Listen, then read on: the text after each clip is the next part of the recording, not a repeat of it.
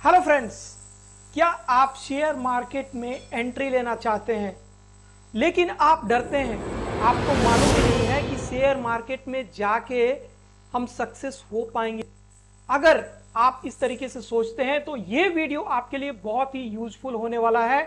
इस वीडियो में आपको बताऊंगा कि वो कौन से तरीके हैं जिसको अप्लाई करके हम शेयर मार्केट में सक्सेसफुल हो सकते हैं।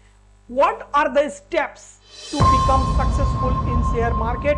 चीजों को हम बहुत ही सरल भाषा में समझेंगे, एग्जाम्पल्स के साथ समझेंगे और किन कारणों से लोग शेयर मार्केट से भागते हैं और किन कारणों से लोग शेयर मार्केट में एंट्री लेते हैं, ये चीजें मैं आपको इस वीडियो में बताऊंगा।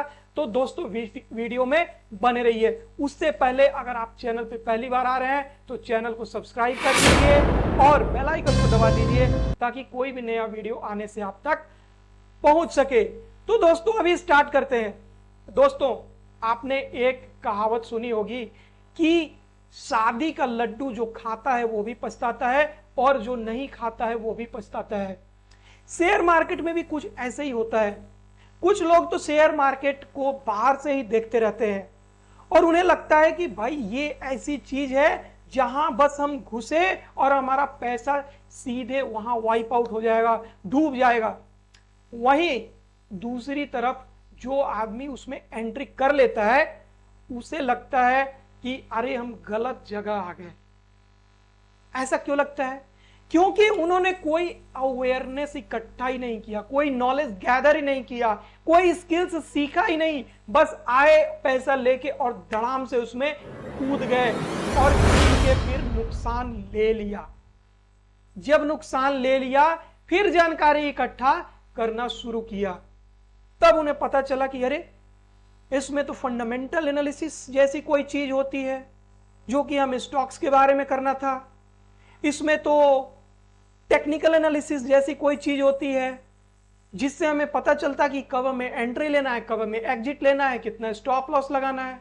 फिर उन्हें पता चलता है कि ये जो मैंने ऑप्शन बाइंग कर लिया ये तो मुझे सबसे लास्ट में करना था, यहां तो रिस्क सबसे ज्यादा था। लेकिन तब तक बहुत देर हो गई रहती है, तब तक तो बहुत बड़ा लॉस हो गया रहता है। Now what to do? आपको एक एग्जांपल के थ्रू मैं समझाने की कोशिश करता हूं। मान लीजिए एक व्यक्ति है मिस्टर एक्स। अब मिस्टर एक्स को क्या हुआ, उसको किसी दोस्त ने बता दिया कि भाई शेयर मार्केट में बहुत बड़ा पैसा बन जाएगा, तुम ऐसा करो 5 लाख रुपए लेके ना इसमें इन्वेस्ट कर दो।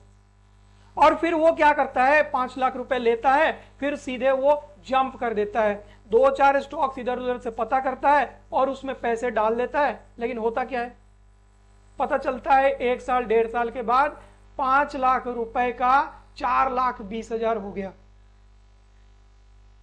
तब वो क्या करता है, अब वो सोचता है अरे यार ये क्यों हो रहा है, क्या किया जाए क्या किया जाए। फिर कुछ और भी सलाहकार उसको मिल जाते हैं। वो क्या उसको बता देते हैं कि आप ऐसा करो ना, आप स्टॉक्स में इंट्राडे कर लो ना, 5 लाख रुपए क्यों, इतना इन्वेस्ट क्यों करना है, आप 1.5-2 लाख रुपए लेके आओ, स्टॉक्स में इंट्राडे कर लो, वहां पे डेली का 2-3 हजार रुपए बन जाएगा बस। और फिर क्या होता है, फिर से वहां भी असफलता मिलती है। Why? Again the same mistake. That person, that mister X, he did not try to gather knowledge और इस कारण से फिर से उसको लॉस होता है। तब वो क्या करता है, फिर से और भी रिसर्च करने की कोशिश करता है, but again in the wrong direction. और वहां पे फिर उसको एक फोन आता है ब्रोकर का। वो क्या बोलता है, sir just use 30K and I will make your 4K profit every day. लेकिन एक्चुअली में ऐसा होता नहीं है और वो लॉस जो है वो बढ़ते जाता है। और उसके बाद से मिस्टर एक्स डिजेक्टेड हो जाता है, पूरी तरीके से ना परेशान हो जाता है, उदास हो जाता है। उसका 5 लाख रुपए है डूब गया रहता है। वहीं जो मिस्टर वाई है, मिस्टर वाई बहुत ही एक सुलझा हुआ व्यक्ति है। उसको जब पता चलता है कि भाई यहाँ पे कैरियर बन सकती है, कुछ पैसा बन सकता है, तो वो पहले अवेयर होता है शेयर मार्केट के बारे में। स्टॉक एक्सचेंज क्या होता है, national stock exchange, Bombay stock exchange, Sensex, Nifty, bank Nifty, shares क्या होते हैं, ये सारी चीजों के बारे में वो नॉलेज गैदर करता है। फिर वो और भी डीपली वहां जाता है, जब उसको ऐसा लगता है कि नहीं और भी चीजें जानने की जरूरत है, तो फिर वो फंडामेंटल एनालिसिस जैसी चीजों को समझने की कोशिश करता है, जहां तक वो समझ पाता है। फिर वो टेक्निकल एनालिसिस को समझने की कोशिश करता है। तो ये सारी चीजों को समझ के और फिर वो एंट्री लेता है और वहां पे वो धीरे धीरे धीरे धीरे करके प्रॉफिट जनरेट करता है। तो दोस्तों, अगर आप मिस्टर वाई की तरह अगर एंट्री लेंगे शेयर मार्केट में, तो आप यहां पे पैसा लॉस नहीं करेंगे, पैसा अर्न करेंगे। Now, what are the steps to become successful in share market? Step number 1 है to gather awareness. आपको अवेयर होना है शेयर मार्केट के बारे में, और अवेयर होने के बाद आपको नॉलेज गैदर करना है। नाउ वहां पे मैं आपको बता देता हूं कि शेयर मार्केट में 2 सेगमेंट है, इक्विटी है और डेरिवेटिव्स है। ओके, नाउ इक्विटी में आप शेयर बाई कीजिए, होल्ड कीजिए और आप सेल कर दीजिए जब प्रॉफिट हो जाता है तो, ठीक है। नाउ डेरिवेटिव्स क्या होता है? डेरिवेटिव्स में टोटल 3 पार्ट होते हैं, options, futures and swaps. Now यहां पे हम स्वैप्स के बारे में जानेंगे नहीं, स्वैप्स उतना जो है ये पॉपुलर नहीं है। जो मेनली है ऑप्शंस एंड फ्यूचर्स, जिसको F&O भी बोलते हैं शॉर्ट में, ये बहुत ही ज्यादा पॉपुलर है और शेयर मार्केट के अंदर बहुत सारे जो ट्रेडर्स हैं वो इसमें ट्रेड करते हैं। हाँ, यहाँ पे मैं ये भी बता देता हूं आपको कि what is the difference between the investment and the trading. Now देखिए, इन्वेस्टमेंट का मतलब ये हुआ कि कोई कंपनी है, वो कंपनी के बारे में आपने जानकारी इकट्ठा की, इसके फ्यूचर्स क्या है उस कंपनी का, अगले 5 साल, 10 साल, 15 साल में वो किस तरीके से ग्रो कर सकती है कंपनी, ये आपने जानकारी इकट्ठा किया और फिर आपने उस शेयर में पैसे डाल दिए, या थोड़ा थोड़ा थोड़ा करके आप उसमें पैसे डालते गए। That is called the investment. वो आपका शॉर्ट टर्म भी हो सकता है, यानी 6 महीना, 1 साल, 2 साल के लिए भी हो सकता है, या 10 ईयर्स के लिए भी, 20 ईयर्स के लिए भी हो सकता है। दूसरी तरफ जो आपका ट्रेडिंग है, ट्रेडिंग का मतलब सीधा सीधा व्यापार, यानी कि आपको उसके फंडामेंटल से ज्यादा आपको लेना देना नहीं है। आपको बस ये देखना है कि आप लो प्राइस पे बाई करें और हाई प्राइस पे सेल करें और उसमें आप प्रॉफिट जनरेट कर सके। That is called the trading. तो यहां पे ट्रेडिंग अगर आपको करना है तो वहां पे आप ऑप्शंस एंड फ्यूचर्स में कर सकते हैं, लेकिन मैं आपको बता देता हूं कि these are very risky segments. Futures जो होता है वहां भी रिस्क होता है और ऑप्शंस में तो बहुत ही ज्यादा रिस्क होता है। जो फ्यूचर्स होता है वहां पे आप बाई एंड सेल कर सकते हैं। फ्यूचर्स में आपको मार्जिन मिल जाएगा, यानी कि अगर मान लीजिए कि कोई शेयर अगर आपको 600 रुपए का शेयर है तो वहां पे आपको बल्क में मिलेगा, यानी कि मान लीजिए 1500 क्वांटिटी आपको लेना पड़ेगा। उतनी क्वांटिटी आपको लगभग 1/4 रेट में या उससे भी कम में मिल जाएगी, ठीक है। यानी कि 9 लाख रुपए का शेयर है, वो आपको 1.5-2 लाख रुपए में मिल जाएगा वहां पे। लेकिन वहां पे प्रॉब्लम ये है कि आप उसको 3 मंथ्स के लिए, मैक्सिमम 3 मंथ्स के लिए ही होल्ड कर सकते हैं, यानी कि उसकी एक्सपायरी होती है 1 मंथ की, 2 मंथ की और मैक्सिमम 3 मंथ की एक्सपायरी होती है। तो उतना ही आप होल्ड कर सकते हैं। अगर आप फ्यूचर्स को बाई किए हैं तो आप सेल भी कर सकते हैं। अगर आपने बाई किया है तो 3 मंथ्स के बाद अगर आपको फिर भी उसको होल्ड करना है तो आपको पूरे पैसे पे करने पड़ेंगे। तो this is about the futures. तो यहां पे भी रिस्क है कि आप 3 मंथ्स के अंदर अगर प्रॉफिट जनरेट नहीं कर पा रहे हैं तो फिर आपको वहां पे लॉस बियर करना पड़ सकता है। Now we will talk about the options. Options में क्या होता है? 2 चीजें होती है, ऑप्शंस बाइंग होती है, ऑप्शन सेलिंग होती है। तो ऑप्शन बाइंग में कॉल एंड पुट होता है, यानी मार्केट जब ऊपर जा रहा होता है तो you have to opt call, and market जब नीचे जा रहा होता है तो you have to opt for put.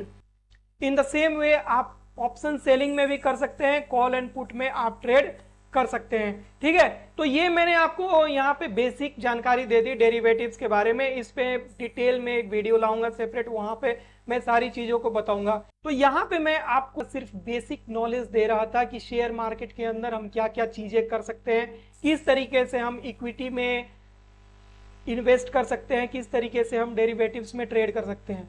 ठीक है, लेकिन मैं आपको बता देता हूं कि शेयर मार्केट में अगर आपको सक्सेसफुल होना है, अगर आप बिल्कुल नए हैं, एंट्री ले रहे हैं, तो आपके लिए बेस्ट होगा कि सबसे पहले आप इक्विटी में एंट्री लें और एट द सेम टाइम आप नॉलेज गैदर करें, ज्यादा से ज्यादा नॉलेज गैदर करें शेयर मार्केट के बारे में, डेरिवेटिव्स मार्केट के बारे में, यानी कि फ्यूचर्स एंड ऑप्शंस, इन सारी चीजों के बारे में नॉलेज गैदर करें।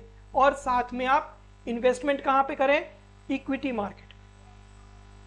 उसके बाद जो सेकेंड स्टेप आपका होगा वो होगा कि आप एक तरफ तो नॉलेज गैदर कर रहे हैं, दूसरी तरफ आप फिर शॉर्ट टर्म इन्वेस्टमेंट कर सकते हैं, जिसको कि स्विंग ट्रेडिंग भी बोलते हैं। यानी कि आप कोई शेयर को बाई करते हैं, उसके बाद से उसको होल्ड करते हैं 1 मंथ, 2 मंथ, 3 मंथ या 15 डेज, और फिर आप वहां पे उसको सेल कर देते हैं। फिर आप नए शेयर्स के बारे में जानकारी लेते हैं और उसको एनालाइज करते हैं, एनालाइज करके और फिर आप उसमें एंट्री बनाते हैं। ठीक है, तो ये स्विंग ट्रेड में क्या होता है, वहां पे रिस्क कम रहता है और आपको प्रॉफिट बहुत ज्यादा नहीं होगा, बट फिर भी आप अच्छे प्रॉफिट वहां पे जनरेट कर पाएंगे।